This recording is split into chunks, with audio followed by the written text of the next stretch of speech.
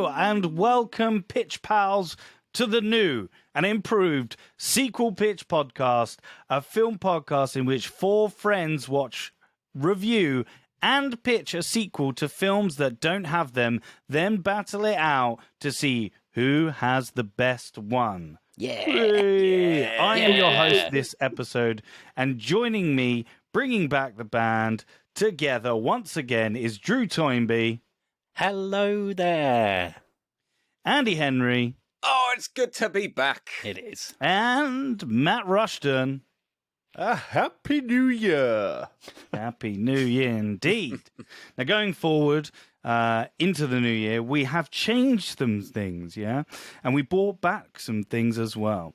So no longer are we going to be doing big bumper episodes where you're probably going, oh, geez, will you just get on with it? So by popular demand, we are going to be getting straight in here on your podcasts for free. We are going to get straight in to the pitches. We're going to do a little 60-second synopsis as well, and our scores and thoughts. But if you want to listen to our full review, then you can head over to our Patreon. And this is an exclusive to our Patreon, who can listen to our full thoughts and problems, many problems of these movies in our Patreon. So head on down to our Patreon. Drew, Yes. what's our Patreon called? www.patreon.com/sequel pitch. Please Yeah. go. There's only 3 of them. They're lonely. Yeah, please join them. And you get to hear So more. long as it's not the production companies that are going on and being like, you dickheads. Not Yeah, what you really yeah. thought of the movie. Or if you do, then thanks for the £3 production companies and sorry. I like how Ross Yeah. asked what the Patreon name was. It's Patreon / our title. Yeah, I forgot. So here, and we're also, obviously, we have to bring back something that we lost during last year, and that is the competition element. Oh, yes. We are bringing back the Sequel Pitch scorecard, which I will tell you, fellas, is if you become, we are doing first, second, and third. If you are third, you will get 1 point, 1 pitch point. You listening, Matt? One point for third place, Matt. 1 pitch point. I got to get used to hearing that. Yeah. If you're second, if you're runner up, you get 2 pitch points. And if you are the overall winner of this episode, you win 3 pitch points to go on the scorecard. Hey. And then at the end of the year, the person with the most points, the pitch points, wins the coveted sequel. There's so many Yeah, the like plosives are nightmare going to be for great for plosives. you. Yeah. Plosive points. Yeah. The most points wins the coveted Sequel Pitch Trophy. Look at it, guys. Oh, Whoa. It's Yeah, so I bet amazing. you won it. Yeah, it's Oh. massive, my isn't it? eyes. I bet the listeners really regret this not being a video podcast. So there. In case you hadn't realised, by the title of the episode, we will be reviewing and pitching a sequel to the 1994 action comedy spy movie True Lies, directed by James Cameron, starring Arnold Schwarzenegger and Jamie Lee Curtis. So now, in case you haven't seen it, what are you waiting for? Do it! Do it now! Come on! Do it! Watch it now! Please do the synopsis in Arnie's voice. So it's okay. I'm going to help you by doing a 60-second synopsis of the movie. And it's definitely not 60 seconds because I tried to get it down. Because even though nothing really happens in this movie, a lot of stuff does. So here we go. Harry Tasker leads a double life to his legal secretary wife, Helen, and his rebellious daughter, Dana. He is a boring computer salesman, often away on business trips, but in actuality, he's a secret agent from Omega Sector. Harry, along with his teammate Albert Gibson, and Faisal, infiltrate a party in Switzerland, where Harry meets beautiful art dealer Juno Skinner. Eventually, they learn that Juno is not only Khalid's art dealer, but she is being paid by an Islamic terrorism group called Crimson Jihad, led by Salim Abu Aziz. Harry visits her undercover as a potential buyer to learn more, leading Aziz and his men to attempt to kill him. Harry fights them off, insert 10-minute car chase scene on bikes and horses, and Arnie loses Aziz in the pursuit. Harry goes to Helen's office the next day to surprise her for lunch, but overhears her making secret arrangement to meet a man named Simon. The next portion of the movie is basically Harry trying to figure out if Helen is sleeping with Simon, played by Bill Paxton. So he ends up manipulating her into giving him a socially distanced lap dance. Aziz's men suddenly burst in, kidnap the couple, and take them to an island in the Florida Keys. On the island, Harry finds out that the art dealer was working for the Crimson Jihad, and they have 4 nuclear warheads now. Aziz wants America to stop being America. Aziz detonates one to show its power. Harry and Helen escape, but not before Helen learns of Harry's job. Aziz escapes, takes another warhead to the Nakatomi Plaza, and kidnaps Harry's daughter. And Harry arrives in a Harrier jet. And then he kills the bad guys and says his one-liner.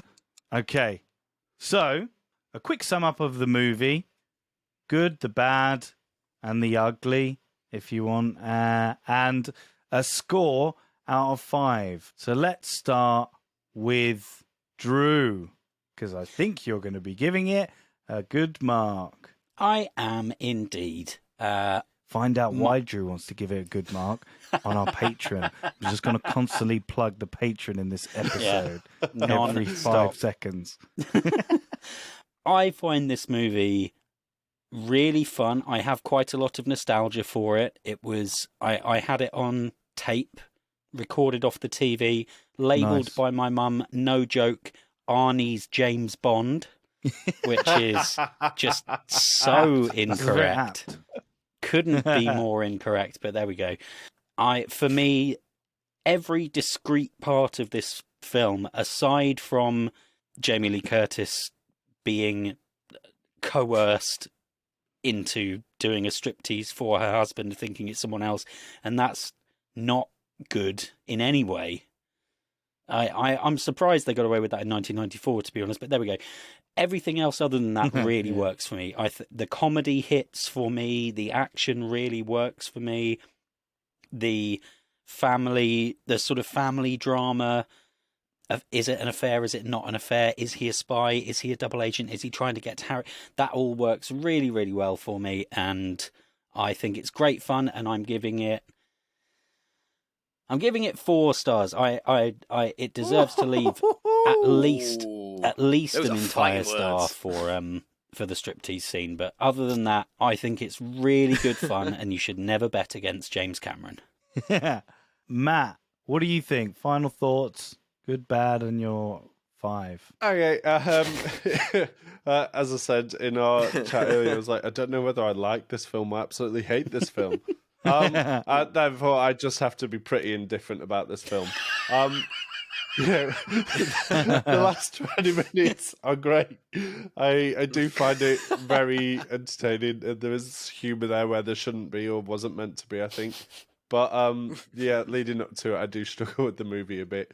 I think the striptease was also the best part of the movie. Why not, Jamie Lee Curtis? No, I jest. It's very uncomfortable, especially when they do the extreme close up of his eyes and that little strip of light. That's great.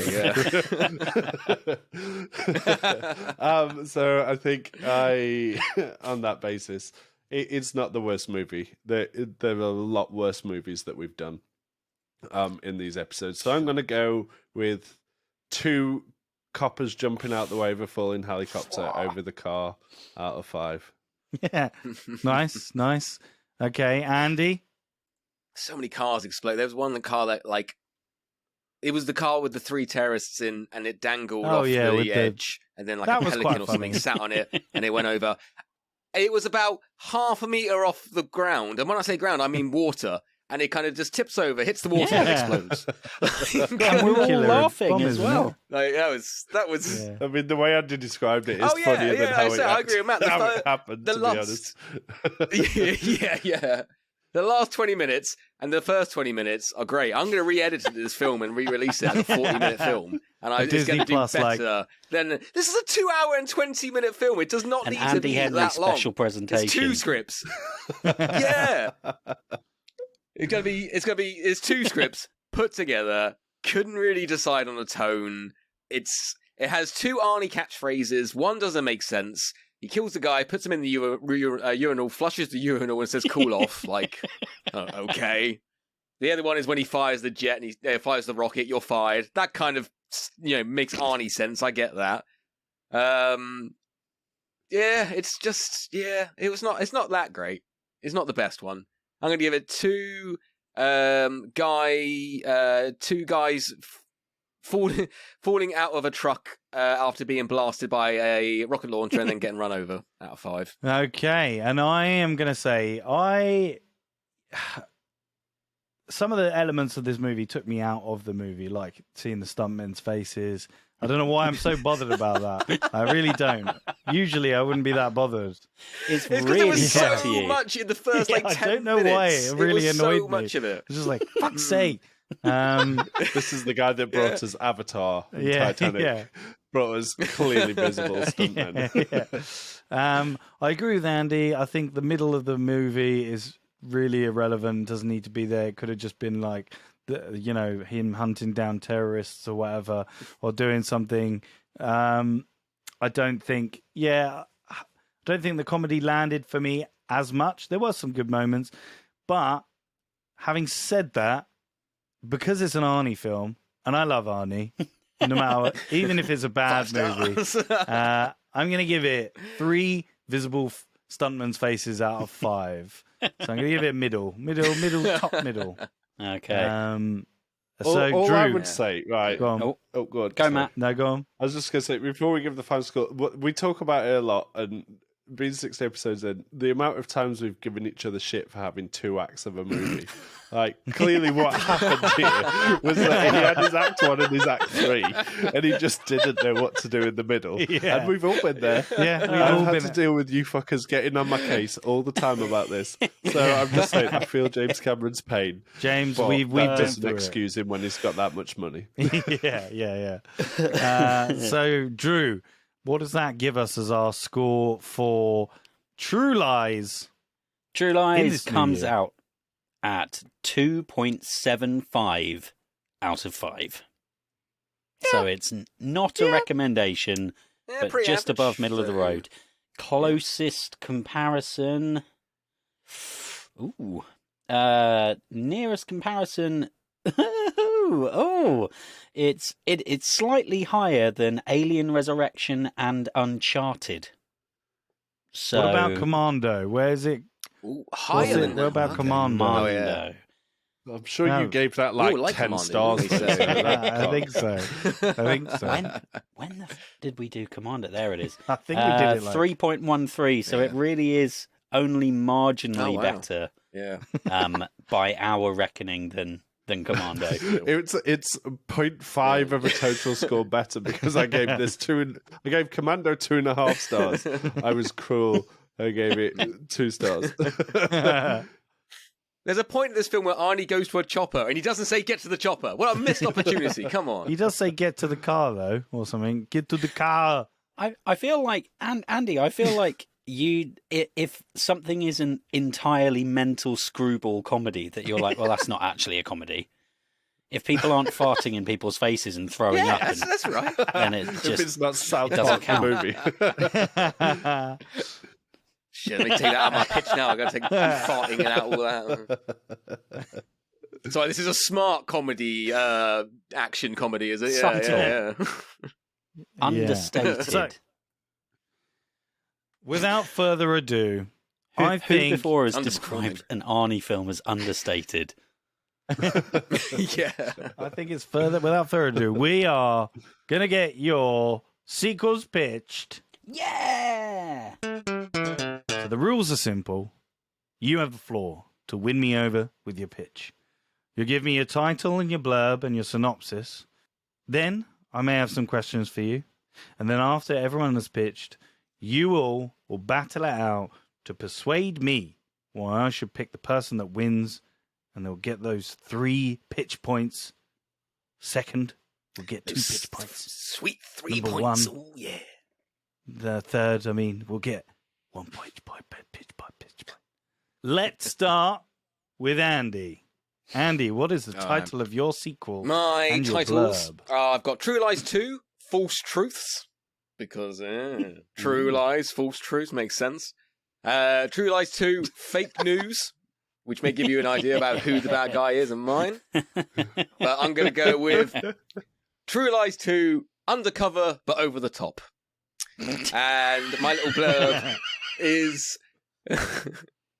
After her parents get caught during a mission, a grown-up Dana must pretend to be a secret agent and save them.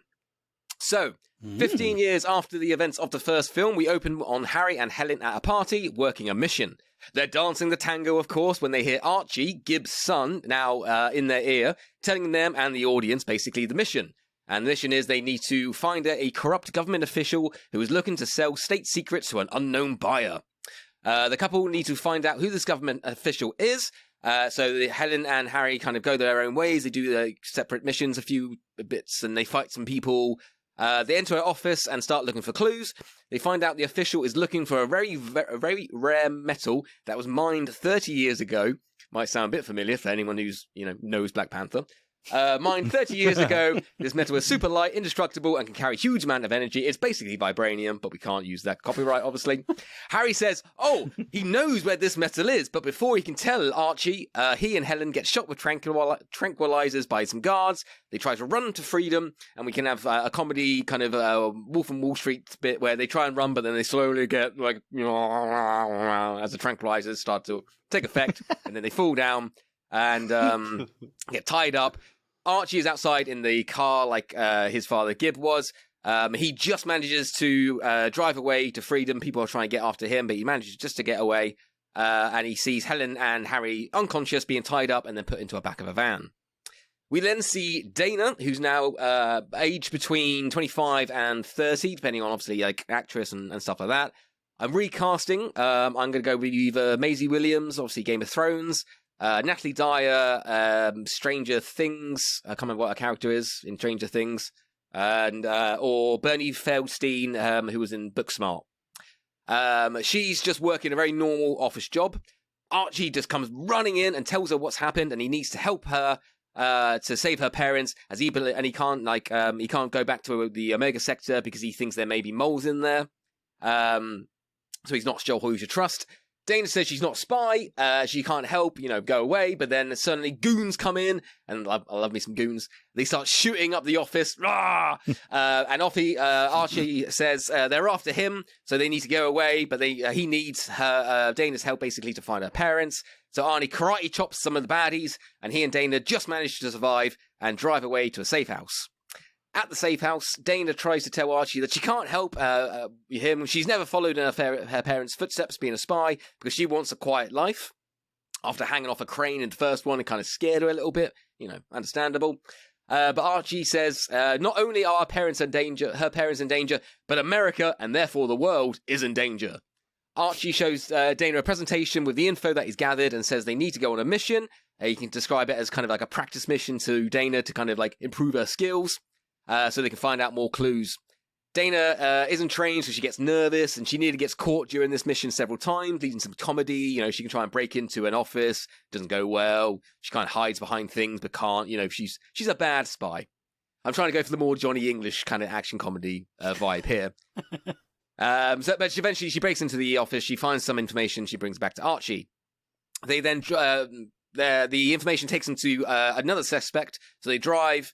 And on the drive, they can get to know each other a little bit. Maybe a romance starts to blossom. Maybe I'm not too sure. When they get to this new suspect, they have to interrogate the suspect. And Archie's like, kind of what you must know not what to do. Your parents are great spies. You do it. And she's like, I can't do it. I don't know what the hell. So he's just like, well, just act like your parents. What would your parents do? So Dana interrogates the suspect, and she switches between her father's mean demeanor and Australian accent, and her mother's nice, sweet demeanor and an American accent. So she's trying to play the good cop, bad cop of herself, basically. The suspect says he doesn't know the real name of this corrupt official. They only go by the code name Quadruple X. And I didn't use Triple X because I said that, and my housemate went, "Oh, it's Vin Diesel in it." And I went, "No, all right, I'll change it to Quadruple X." So Quadruple X wants to find this metal because he wants to duplicate it. That's a sequel film we need to do. I think, yes. It is. Yeah, yes. Quadruple X wants to duplicate this metal and make tanks and weapons and take over the world.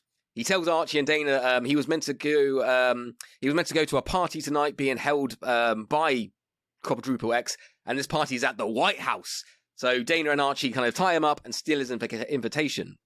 They then go to the White House in the evening, all dolled up. It's going to be the first time, like, maybe Dana's put on a dress in a while or something. We can have that whole thing. They die hard their way through some air vents, and they see Quadruple X is President Thump. Oh! Obviously just a Donald Trump ripoff. And he says to these people that he's basically planning to sell the metal to the highest bidder. He just wants money. He just wants safety. He's gonna sell the metal, get loads of money, and fuck off to an island somewhere. Dana and Archie learn that excuse me. Dana and Archie learned that 30 years ago, a spy gave this metal to his wife as a present, kind of in a jewel sense necklace, which was then given to the daughter. Dana realizes that the necklace she's wearing is this necklace that her mother Helen gave her for her 5th birthday, and is the metal that actually the Quadruple X is after. Dana tells Archie this, and then Archie betrays Dana because he's actually Quadruple X, and he learned about this metal from his father Gib before he died, and he only joined the Omega Sector to find it. He throws Dana in jail, where she meets her parents. They can have maybe a sweet reunion. And I'm not too sure yet if like if they actually know about the metal or not. I don't know if it's going to be funnier if like we could have a sweet moment where like, oh, it's a precious metal, I wanted to give it to someone precious to look after, or they don't know and they're like, oh shit, give it back. Oh, I didn't know I was going to put you in danger. Arnie then meets President Thump, who tries to go back on their deal, so Arnie just shoots him, sits in the Oval Office, and speaks to all these highest bidders about selling the metal. After apologizing for not being the best parents, Harry, Helen, and Dana break out of jail and fight their way through the government officials and guards who are all evil, so they can die and no one has to feel bad. Harry and Helen and Dana then fight Archie and all his goons and basically save the day. And then we end with Harry and Helen looking for information on the highest bidder, so it kind of maybe leads to a third film, or they go off on their own little mission with the aim to arrest them all. And Dana just goes back to her quiet office life. Watching Matt's face during that was quite funny. Right. Took a bit of keeping up. I must admit, but you know what? Andy answered Drew's question earlier about what made an action comedy, because you told us very clearly where you thought your comedy moments were. So thank you. Yeah. We now understand Andy's wavelength. So, Andy, no Arnie until the end of the movie? Start and end. I mean, let's face it, he's 72 or 75 now, and I don't want to... I was thinking we could do a funny one joke, I think, or maybe once or twice where it's an obvious stunt double. But I was thinking more for Dana than Arnie. Because Arnie, he's 75, and to be honest, I don't want him risking another heart attack. I think he's had about 3 already. So, yeah, no, it's definitely he's in it at the start and at the end. Big Act 3 fight. But it's more of a vehicle for Dana. Yeah, okay. Mm-hmm. So it's quite bold to make Archie the villain of this movie. What a twist! What made you choose that? What made you choose Archie? Just because I wanted a big twist. That's either I couldn't decide if it was going to be like if the audience was going to know Archie was going to be evil from the start, or if it was going to be a big twist.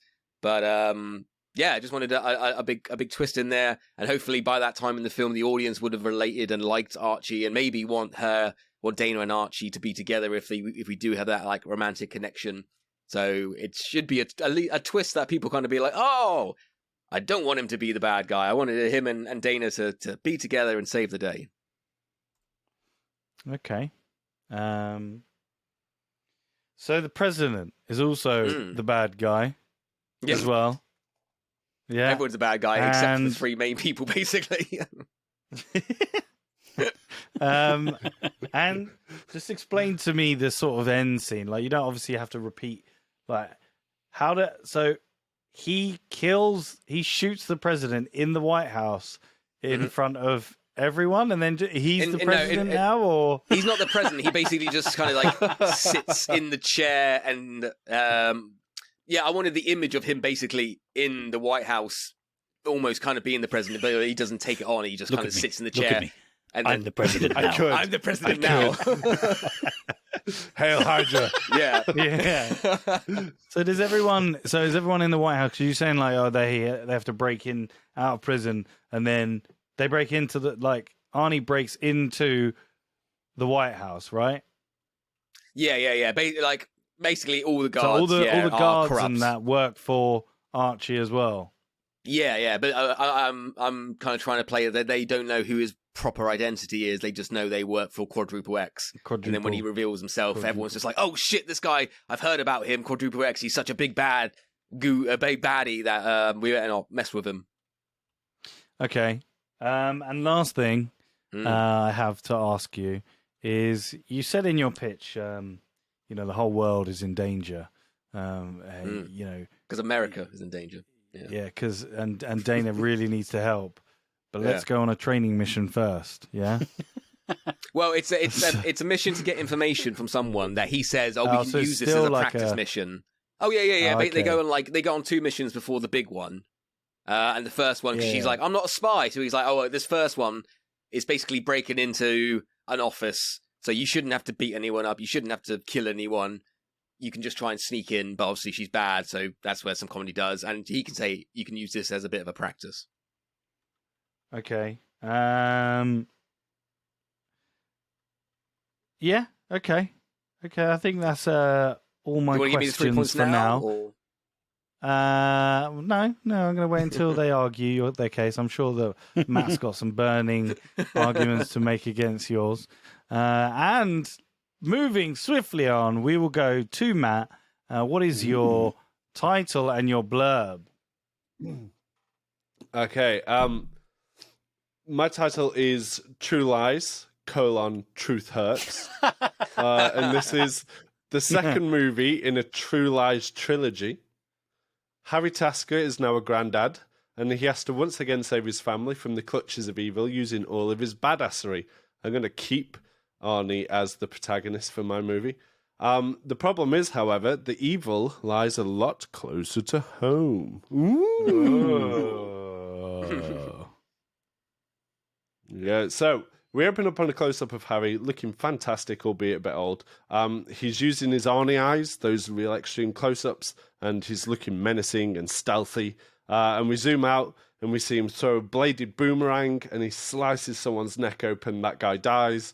He takes out some others with this cool action sequence. And finally, he then pulls out his guns when he's realised someone gets spotted. Yeah, and then he pulls out guns, killing loads more. He kills some head honcho guy in an office, and then he opens up a storage crate, and there's a woman in there, and she says, "Papa!" he exclaims, and he's like, "Princess!" he replies, and that is her actual name. The character's name is Princess, and it turns out that's Harry's granddaughter, and played by Florence Pugh. Then we get the opening credits. So then we cut outside the warehouse, and there's a shadowy figure in waiting. Harry runs over and he hugs him. We pulls him into the light, and we meet Princess's boyfriend, Bishop, played by sorry, I'm going to butcher the name, and it's Regé-Jean Page from Bridgerton. And D&D movie. That's the guy in the D&D movie. Good. That's where I think you meant the old French dude that was in Godzilla. That's where I really want him to come from. What was his name? His name's Jean Page something, isn't it? Jean Valjean. Wait, I've forgotten his name. Rene. What the hell is his name? Yeah. Oh, that's going to really But I'm glad piss it's me not. off now. It's not Godzilla. Godzilla We're 1997. Page. That's a lot of fish. So basically, this guy is really smart, he's suave, he's handsome, and he immediately runs over and hugs Princess, and there's tears in his eyes. Clearly, there's a lot of love in the air. When asked, Harry approaches. Go on, you've got the name. Jean Reno. There we go. Thanks. Oh, I feel better. I'm glad we can clear that one up. There you go. It's not him, although I feel like now I want to get him cameoed in the film somehow. We'll work that out later. Anyway, when asked how he knew she was there, Bishop explains how a friend of his at some prestigious college, because he's smart and he's handsome, he's got powerful friends, he was owed a favour by a detective and wanted to extend that favour to help a friend. It sounds a bit far-fetched, but we let it go. Harry's very grateful. He calls him son. Oh, Bishop's taken aback by that, and the three embrace and return home. Then we cue some recognisable faces as Helen, Jamie Lee Curtis, is waiting for them on the porch, and Dana, Eliza Dushku's back, and she's in the living room. She's very worried. They all hug, they converse, load of exposition. Princess explains what happened. Bishop pulls Harry aside, though. He's like, we need to talk, and explains that he's got more information on this group of smugglers and pimps.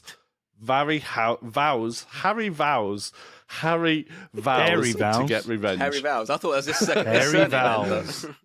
Keep your Harry vows to yourself. So then we jump into Act 2. This is Murder Spree. In this act, Arnie is basically just killing side guys for this gang. He's trying to get the head of the Hydra. Right? All the while, Bishop's there, he's supporting him like Q does and Bond. He's offering different tools, he's offering advice and tip-offs. He's really, really helpful, Bishop. Turns out he's really bloody good at this. Act 2 ends with Bishop being wrangled and taken away. Suddenly Arnie's then got to go and save his son-ish kind of guy. So he jumps in and he's like, right, now I've got to save Bishop. But he knows also where the gang's boss house is. So he goes over to that. He's going to finish this. He's going to save Bishop, presuming that he's been held at this boss's mansion. Act 3, it's Arnie. Princess joins in as well. She's there because it turns out she's badass. They just kill a load of people. They kick ass through this mansion. The gang boss is revealed, and I just had to bring in Michael Pena.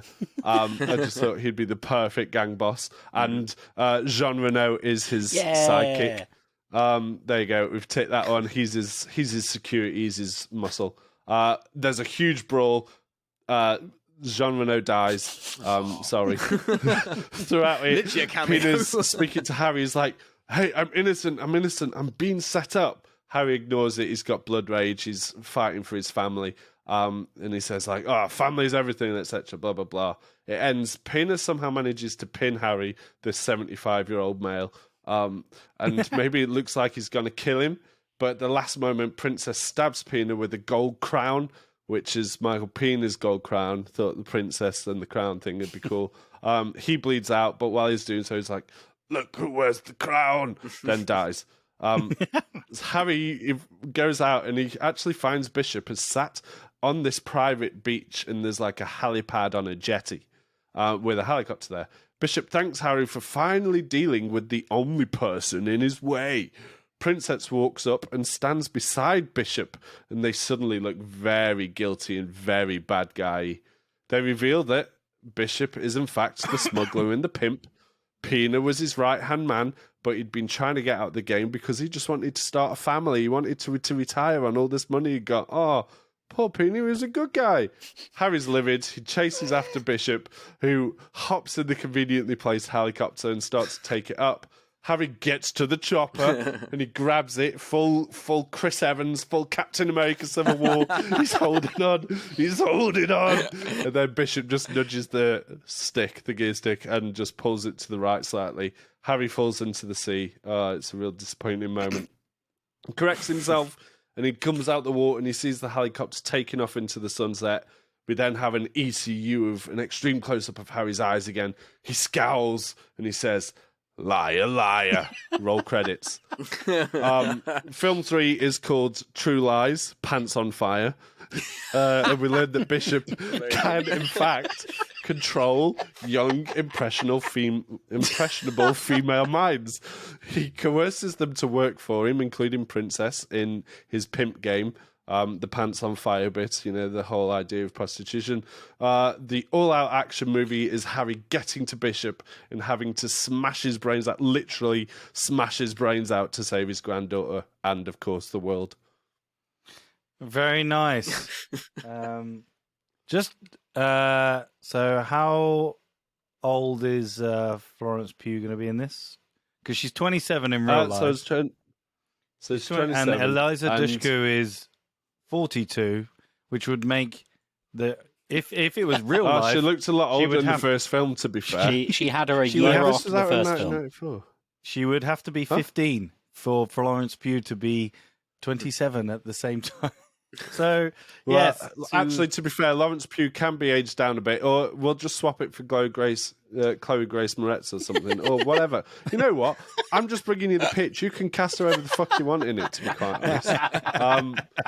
I just thought she looked older than that. I was like, oh, it's been 30 years, basically, so she must be this age now. Didn't do the research on that, must admit. But I wanted it's him to be being pedantic. So. It's me being pedantic. Don't worry. Okay.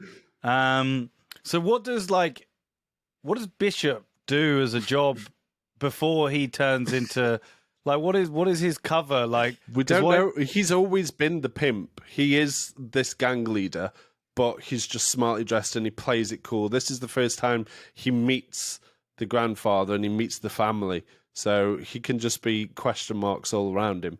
He's just a smart, posh, handsome, beautiful man, so no one asks any questions about him. Wouldn't a spy, aka Arnold Schwarzenegger, go, how did you fucking... No, he's out the game. He's in his 70s, dude. He's out the game, and he's got a granddaughter now. Once a spy, always a spy, yeah? Listen. I mean... It's like riding a bike. I won't call him the best spy in the world in the first place.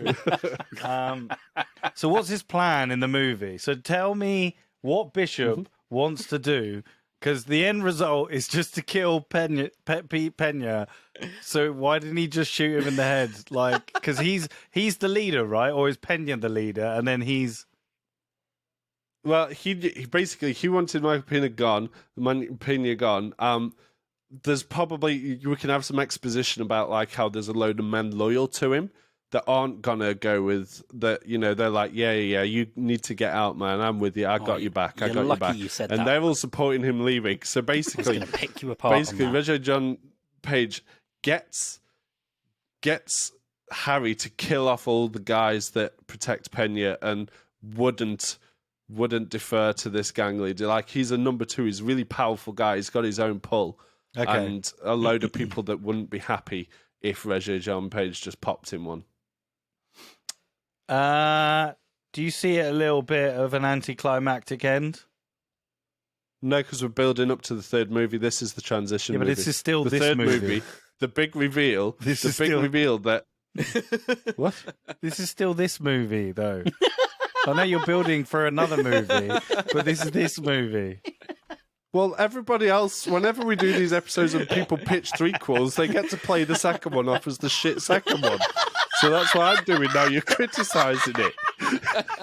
Now you're criticising my movie. I'm just telling you the third one's going to be better, all right? Fucking hell, you do it every other week in your pitches. I'm just editing my pitch to put at the end. By the way, there's a third movie and it's wicked. Sorry, I shouldn't be really arguing to help these guys. I'm sorry. I'm clearly very defensive in 2023. I just got my back up for some reason. No, I think... What was the question? I was like... and a bit of an anticlimactic end. I know you've got the reveal, which is good. Mm-hmm. So I think there's two shock reveals. At this point, we don't actually know that Florence Pugh's character isn't also a big bad. She appears to be fully of her own mind and of her own thoughts and standing next to him, wanting to be there. And it's only in the third movie we learn that he's a mind control and he's got her under a spell. A literal spell. So, the big reveal is that his family is falling apart. His angel, his princess, is actually a villain. Yeah. And so is this beautiful man that would never do anything wrong. And he'd been played the whole time by his own family. Yeah. Okay, good. That in itself is fucking juice, man. That is a really juicy way to end a movie, knowing you've got the third one coming up, because how the fuck does he resolve that? That's true. I'm excited to see he's mind control. I'm excited to see the third one. More so. Skip straight to the third. No, you already said I got 1 point. Oh. No, I'm joking. Okay, cool. Thanks, Matt. I don't have any more questions, but I'll go for Drew next. What's your title and your blab? My title is False Truths. Nice. I know it was one of Andy's joke titles, but It's a nonsense title to begin with, so this is just another nonsense title. The blurb is, when a shadowy cabal begins making a play to take over the USA, Harry and Helen Tasker find themselves pulled from their well-deserved retirement and into a fight for the future of America with their daughter Dana and grandson Spencer. Nice. So, we open on a mission. There's a black-clad operative having to parkour climb down a skyscraper in London to infiltrate a big fancy party. After taking out a couple of goons, the balaclava comes off to reveal Dana Tasker. It's Elijah Dushku. I'm not recasting her. She's all grown up and a field agent at the top of her game. She's on comms with her man in the van, Kevin. I want Justice Smith because I think he's funny. He feels like kind of a modern Grant Heslov. There's a very similar energy. They're going over the mission brief. They're there to investigate links between the owner of social media platform Buzz, or insert any other four-letter word with or without vowels, whatever we want to call it, that doesn't matter. The owner is called Quentin St. James. He's played by Andrew Garfield, and he's got links to treasonous insurrectionists in America. So Dana starts looking around the party and IDing people. She sees fossil fuel tycoons, media barons, right-wing influencers, right-wing podcasters. There's one who stands out that they focus in on, the leader of a group called Liberty, an alt-right organisation who calls himself the Colonel. I want him to be played by Walton Goggins, except it's auto-corrected to Higgins. Walton Goggins, thank you. So the Colonel and St. James are going for a private meeting, and Dana's about to follow them, but she keeps getting messages through from her parents. She's broken mission protocol by bringing her phone, and you get a bit of banter back and forth about that she's like the daughter of the daughter of the ex-director, and she's agency royalty, a family dynasty, blah blah blah. But she gets distracted, but puts the phone away. But she misses her opportunity to sneak into the meeting. So she has to go a bit loud. We have an action scene. She's sort of sneaking through vents and things, but it's all starting to go tits up. And just before the alarm is raised and the Colonel and St. James have to go, she hears the Colonel say that he's going to meet with his lieutenants he's flying into Jacksonville to go to the plantation. Dana escapes, gets on a plane back to the US. She gets chewed out by Faisal, who is now the director of the agency for breaking protocol. She gets him off her back by basically being like, "But do you want me to tell my dad that you shouted at me?" And he's obviously still really scared of Arnie, so he lets her off the hook. She calls her parents back, and she was like, "What's the emergency? Why? Like, I'm working. I'm working."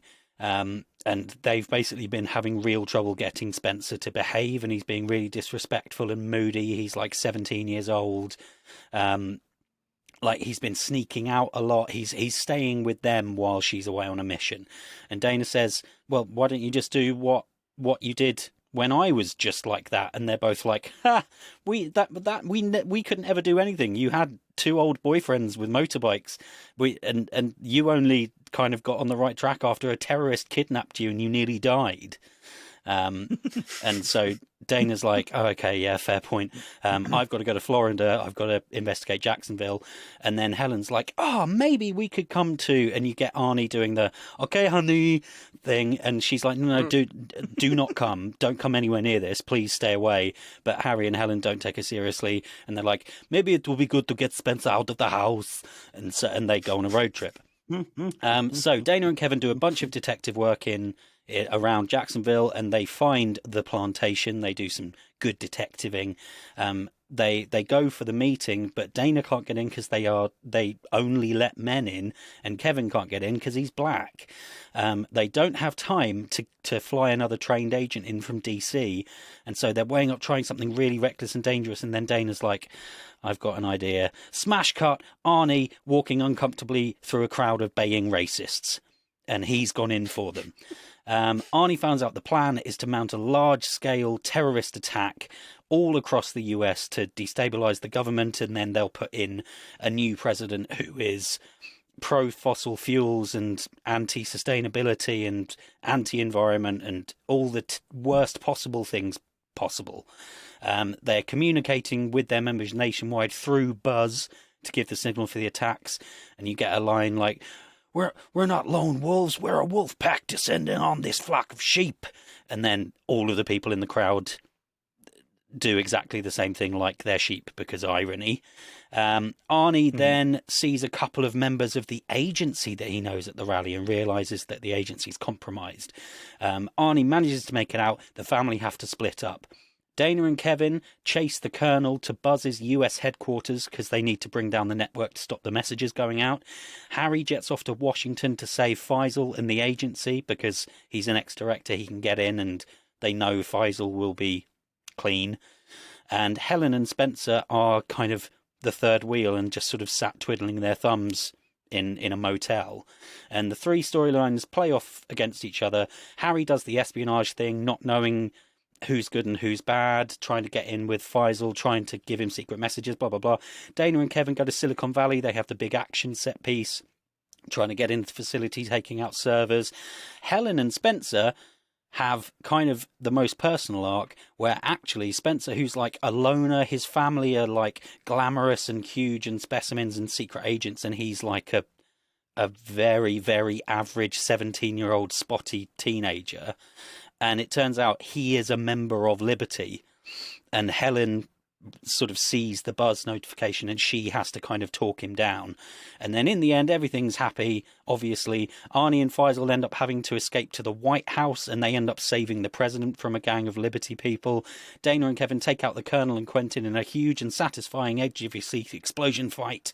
And Helen manages to get through to Spencer with the power of love, and they thwart one of the local uprisings.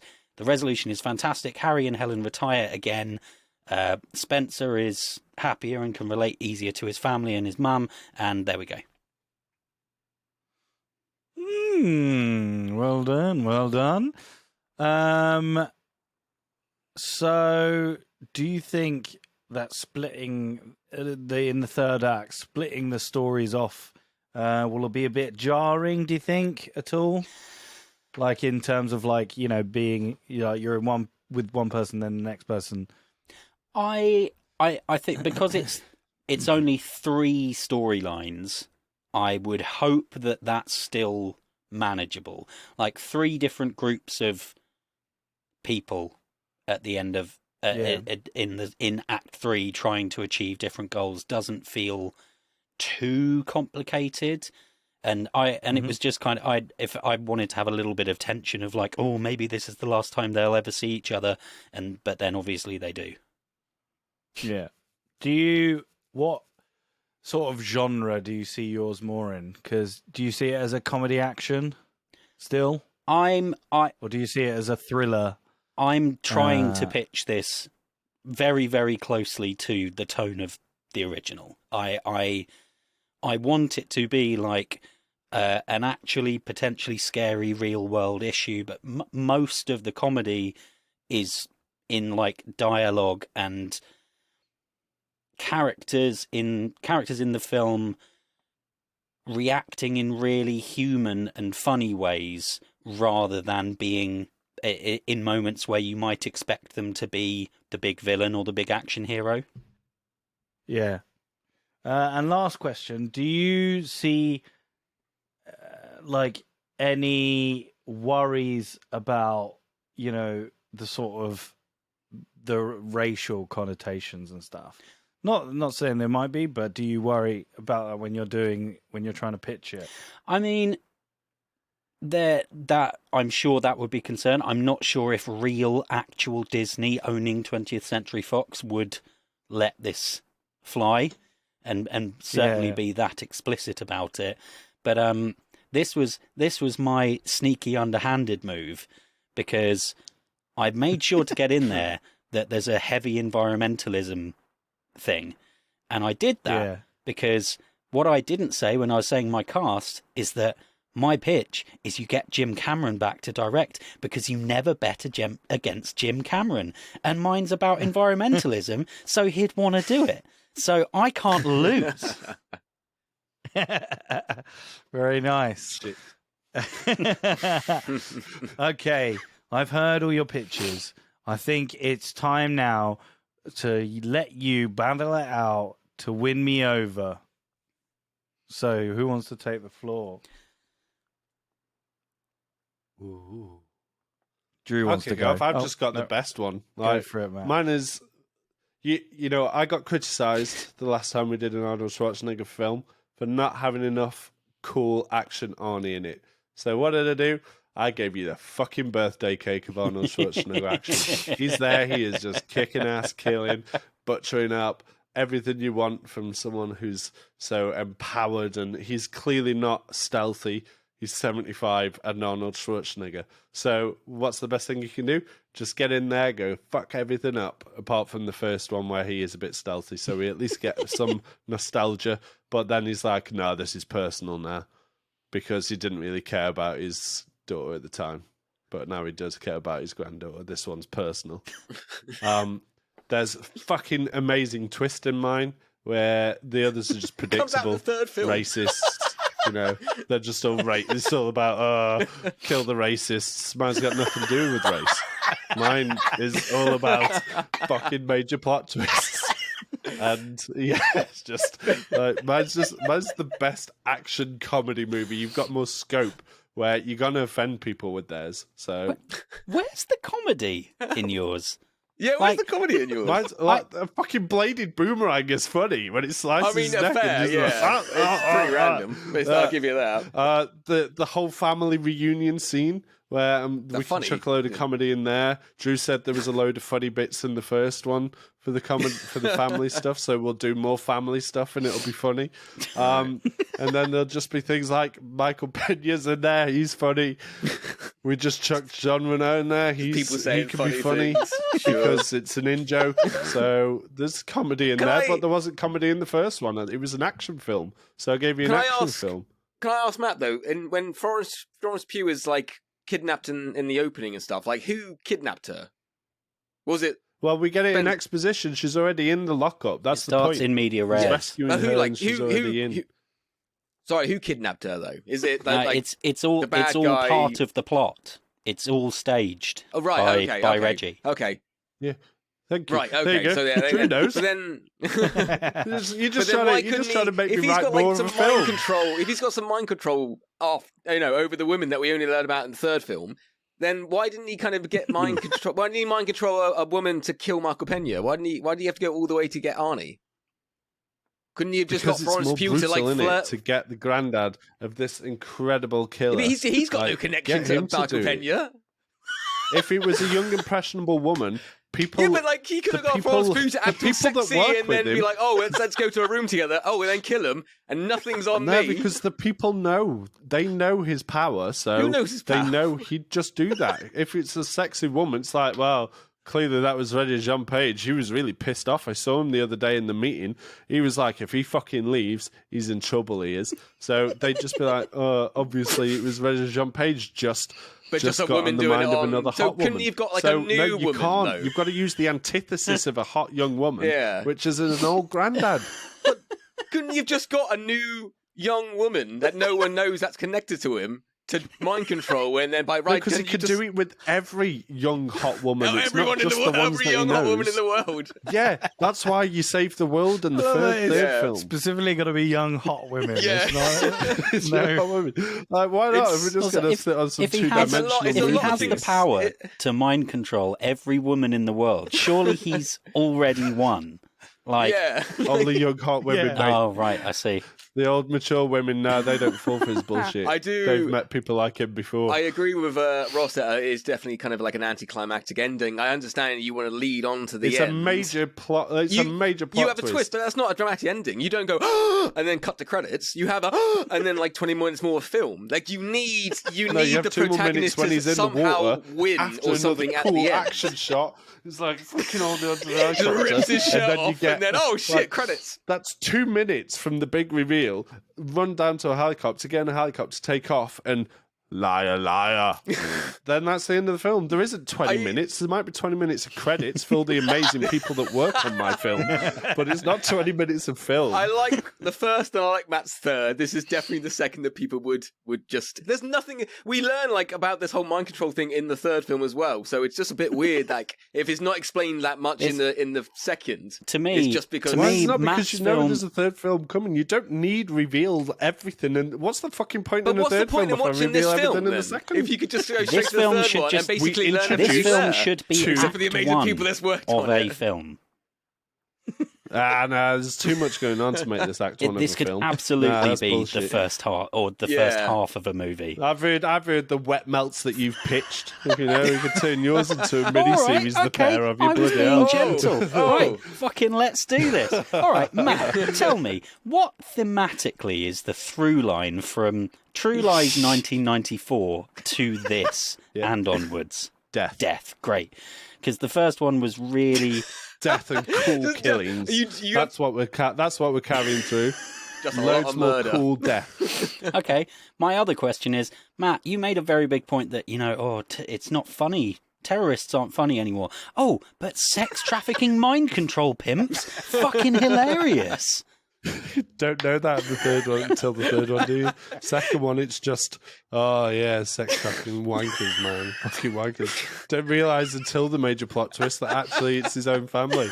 I can't wait to watch this third film. I can't wait to watch it. Mine isn't a comedy. I made a point that this is an action movie, not an action comedy film, because the first one wasn't funny, so I'm not going to add that much comedy in the second one. So your key audience, people like me who liked the first one and thought it was funny. It's people like Ross and Andy and me, the 75% audience that didn't like the first one.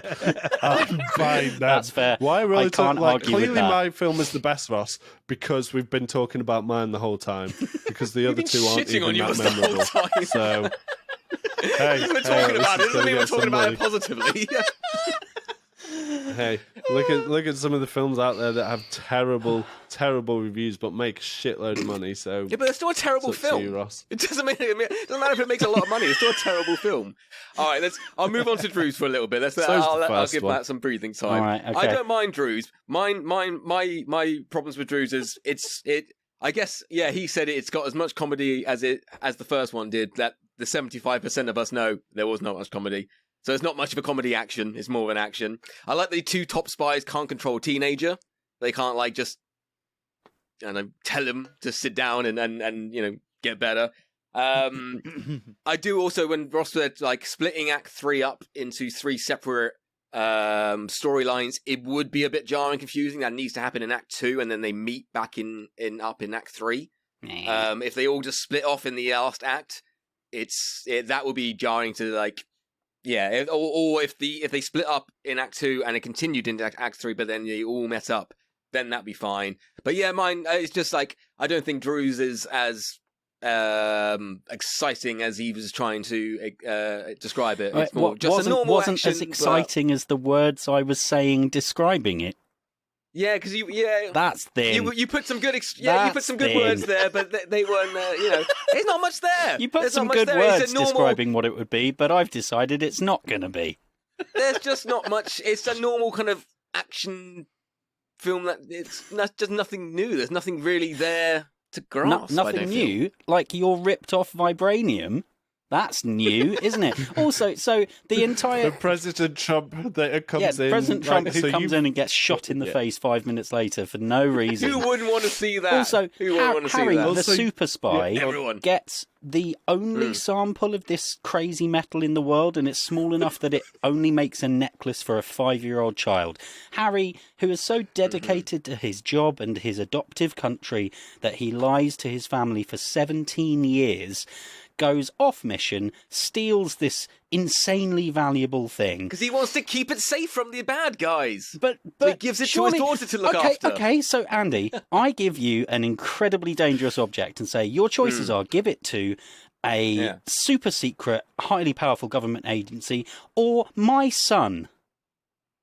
Which one Which one is the better I say the song choice? because that's funnier. That's what I'm going for. That's the comedy. When they find out about the necklace, they're like, "Oh shit, I didn't know it was that bad. Oh damn it, man, Dad, you put me in danger. I didn't know I put you in danger. Oh shit."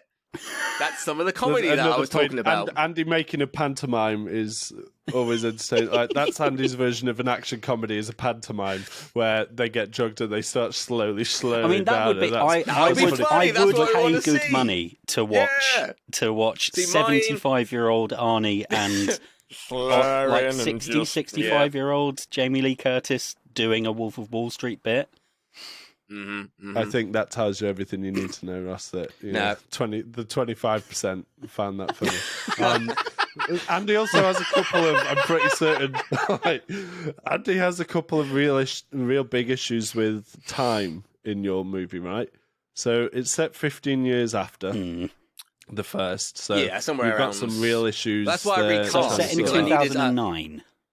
Well, it's somewhere between, say, like 13 and 16 years, basically. I wanted a slightly younger actress, and I needed a recast as well because, like, Eliza Dushku, it does look like a secret agent, and I didn't. She could kick my ass, whether she's like, yeah. So I needed someone who didn't look like an agent, basically on appearance level, and that's why at the end when she does all this, that's kind of like the charm and a bit of the joke. That's the main reason why I kind of recast.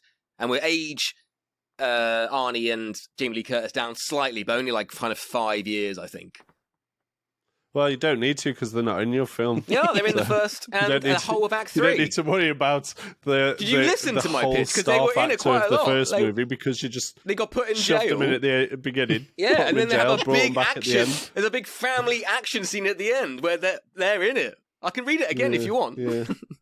No. Oh, no, I read it. I've done this in my pitch many times, and I always get told that the star factor isn't in it, so I just thought I'd bring that up for you for once. It's definitely it was nice to be able to use it, and in my 40-minute film, he's in it for a good 20 minutes. And anyway, so... I'm not going to waste another whole hour, but... No, he's in it. We won't even deal with the President Thump in 2009 ahead of what was President Trump in 2018. That's whenever he was around. Yeah. Right. I think I made my decision. The winner and the first place. Actually, let's go bottom. Yeah. Let's go bottom. Yeah. Let's go bottom first. So in third place, commendable, reliable, but I'd rather see the third movie. It's Matt Rushton. That's fine. I'll find other ways. I don't need this one. I don't want to make the sequels to shit films. I want to make the sequels to good films. All right. It was good. I loved the argument section to this week. I feel like that's the best argument section we've had ever. Yeah, maybe. Yeah, that was so much fun. That was a warm up. Just you fucking wait till next episode. I've got to get myself some points next episode now. So Matt's got 1 point with his third place, but well done. Well done, Matt. In Don't second place, patronise me. in second place is. Ooh. Are you wanking? Is that a drum roll? It is... I mean, how do you wank? That's speed. Anyway. I'm done in about 12 seconds, so I'm all right. Straight to sleep. I'm still angry. I'm not laughing. He's only in it for 20 minutes of a 40-minute movie. It's Andy's Arnie. Arnie, yeah, yours. I liked yours. However, it goes a bit mental near the end of it. That's where the comedy comes in. The comedy. If you want the comedy, you come to mine. I guess you just want Drew's boring, straight. Hey, you got second place, so you got 2 points. So it's all right. You're on the board. I've got no points, so I'm fucked. And coming in first with his, hopefully Disney can. Cameron in. Yeah, I liked Drew's. I thought yours was really good. I liked the whole. I liked you went a little bit more. For me, it felt a little bit more serious, but I liked that, and I liked the journey that you went on with it, giving Elijah Dushku a bigger role, but also having them as parents as well, like doing this whole weird travel thing, and then I also think showing that America has a lot of mental people is always good storyline to do. So big up our American listeners. Well, I feel bad. I do feel bad for Helena. I feel bad for Helena Spencer in Act 3 because the other two get really explosive fights and they just sit down in a hotel room and talk. And then go and have an explosive fight and take down a load of goons. I can't wait to watch that. Explosion. Talk. Explosion. Look, if you don't find character drama as exciting as explosions, that's on you. I don't. So this episode's winner is Drew Toynbee. Yeah. Well done, Drew. You are our first pitch winner of this year. So, Drew, what are we going to do next? Up next, given that it will be getting a bit close to this day of the year when the episode drops, we're doing Groundhog Day. Ooh, Groundhog Day. Very nice. I think all that's left to say is thank you so much for listening. If you want to go and see some little extra content, please head on down to our Patreon where you can hear our full review of this movie. I'm pretty sure this episode's even longer than our normal episode anyway. But thank you so much. Please head on down to our Patreon and become a pitch pal. We really appreciate it. Spread the word about it. If you think that I made the wrong choice in my first, second, third, who do you think should have got first, second, and third? Then please let us know on Twitter. We'll be doing some more polls. We'll be doing some more. The listeners know. We'll be doing some more polls. We'll be doing some more asking you guys questions. You seem to be reacting to that stuff. So we'll be doing a lot more social media stuff, which gets you involved as well. So thank you so much for listening. I've been Ross. Goodbye.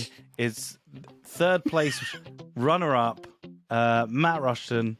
You're fucking dead next episode. You're listening. Second place with a vengeance. Second place runner-up, Andy Henry. At least I beat Matt. I'm happy with that. And this week's winner, this episode's winner, is Drew Toynbee. Say bye, Drew. Hasta la vista, baby. Wrong film, but yeah. Good. No, shut up. All right, bye. Bye.